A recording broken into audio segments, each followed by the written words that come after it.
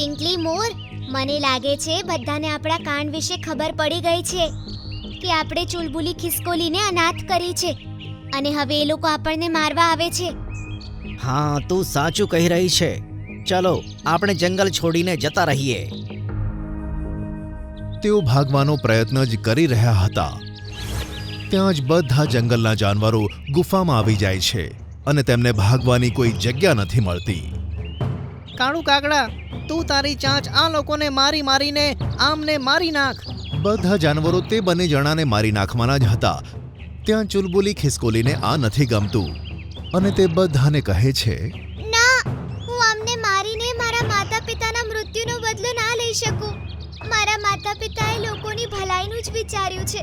હું આજે અનાથ છું તો આમના લીધે, પણ હું આમની સાથે ખરાબ કરીશ તો આમની અને મારી વચ્ચે અંતર શું રહેશે? અમને માફ કરી દે ચુલબુલી ખિસકોલી. અમે તારા માતા પિતાને મારીને બહુ મોટો અપરાધ કરી દીધો. હા, મને પણ માફ કરી દે.